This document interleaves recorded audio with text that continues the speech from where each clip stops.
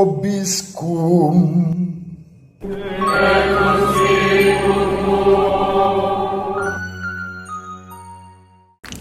Sahabat peradaban kasih ekologis yang terkasih, selamat berjumpa dalam renungan harian bersama saya Romo Alois Budi Purnomo PR melalui channel ini. Semoga panjenengan selalu sehat, tetap semangat tanpa sambat dan selalu bahagia. Kebahagiaan yang bersumber dari Tuhan Allah kita.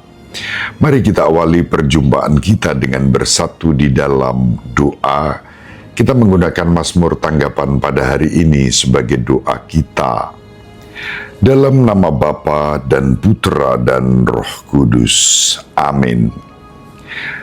Surga dan bumi penuh dengan kemuliaan-Mu. Pujilah Tuhan di surga, pujilah Dia di tempat tinggi. Pujilah Dia, hai segala malaikatnya. Pujilah Dia, hai segala tentaranya. Pujilah Tuhan, hai raja-raja di bumi dan segala bangsa, pembesar-pembesar dan semua pemerintah dunia. Pujilah Tuhan, hai taruna dan anak-anak dara, orang tua dan orang muda. Biarlah semuanya memuji-muji Tuhan, sebab hanya namanya yang tinggi luhur. Keagungannya mengatasi bumi dan langit. Ia telah meninggikan tanduk umatnya, menjadi puji-pujian bagi semua orang yang dikasihinya, bagi orang Israel, umat yang dekat padanya. Kemuliaan kepada Bapa dan Putra dan Roh Kudus, seperti pada permulaan, sekarang, selalu, dan sepanjang segala abad. Amin. Surga dan bumi penuh dengan kemuliaan-Mu. Dalam nama Bapa dan Putra dan Roh Kudus. Amin. Sahabat peradaban kasih ekologis yang terkasih, mari kita baca Injil Yohanes bab 16 ayat 12 sampai 15. Dalam amanat perpisahannya, Yesus berkata kepada murid-muridnya, "Masih banyak hal yang harus kukatakan kepadamu, tetapi sekarang kamu belum dapat menanggungnya. Tetapi apabila Ia datang, yaitu Roh kebenaran, Ia tidak akan berkata-kata dari dirinya sendiri, tetapi segala sesuatu yang didengarnya, itulah yang akan dikatakannya, dan Ia akan memberitakan kepadamu hal-hal yang akan datang. Ia akan memuliakan Aku, sebab Ia akan memberitakan kepadamu apa yang Dia terima daripadaku. Segala sesuatu yang Bapa punya adalah kepunyaanku, sebab itu Aku berkata, Ia akan memberitakan kepadamu apa yang Dia terima daripadaku." Demikianlah sabda Tuhan. Terpujilah Kristus.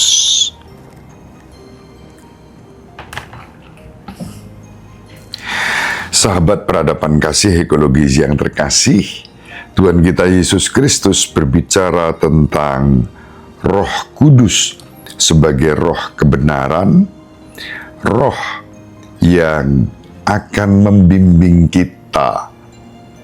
Tuhan kita Yesus Kristus telah bersabda bahwa roh kebenaran itu yang akan memerdekakan kita.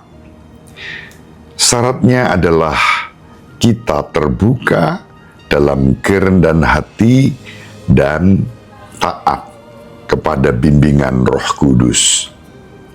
Bimbingan Roh Kudus itu terjadi pertama-tama tentu saja melalui gereja yang mengajarkan kepada kita kebenaran dan kasih. Roh yang mempersatukan, bukan mencerai-beraikan. Roh yang membangun, bukan yang menghancurkan. Roh yang membuat kita tunduk dan taat pada kehendak, kebenaran dan kasih yang dinyatakan Bapa, bukan perlawanan, pemberontakan, apalagi kemudian dengan menyebarkan hal-hal yang tidak benar berupa fitnah, hoax, ujaran-ujaran kebencian, yang semuanya itu berlawanan dengan roh kebenaran. Sahabat peradaban kasih ekologis yang terkasih, ketaatan pada Roh Kudus kita mulai saat kita diangkat menjadi putri-putra Bapa. Kapan itu terjadi? Pada waktu kita menerima sakramen baptis. Roh juga yang membuat kita lahir baru melalui sakramen baptis, sehingga kita yang manusia biasa dengan segala kelemahan dan dosa diangkat menjadi putri-putra Bapa. Yang kedua, Roh Kudus dicurahkan kepada kita, mendewasakan kita sebagai putri-putra Bapa saat kita menerima sakramen penguatan. Melalui sakramen ini, kita dinyatakan dewasa sebagai orang beriman dan kemudian diutus dengan tugas memberikan kesaksian atas iman kita kepada Bapa, Putra, dan Roh Kudus.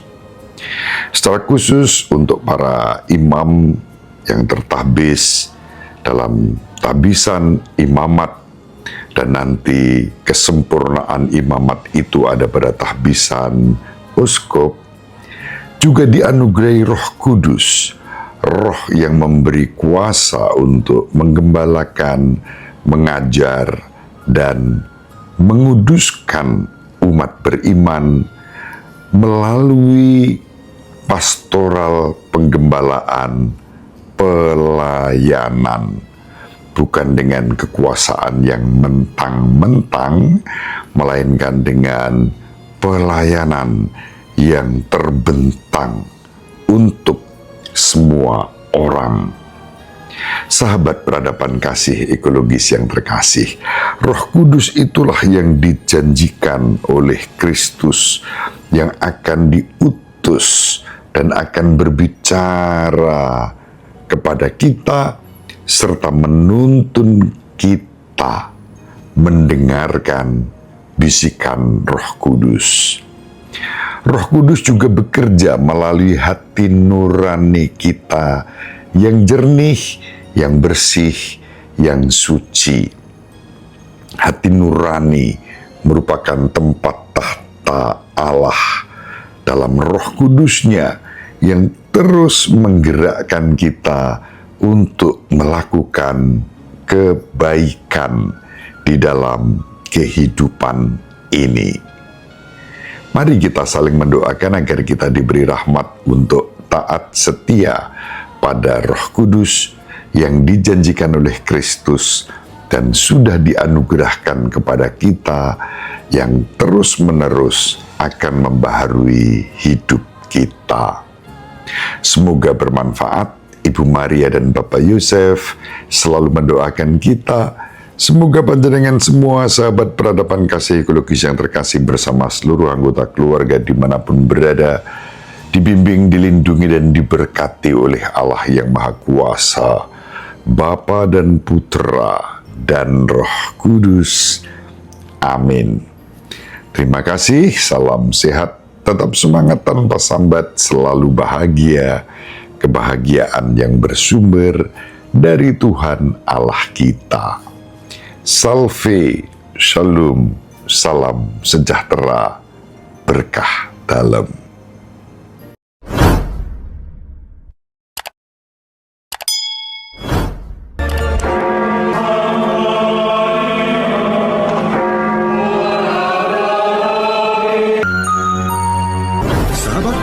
kasih yang terkasih, sampai jumpa pada episode berikutnya. Terima kasih atas kebersamaan kita. Salam peradaban kasih dari Globis. Berkah dalam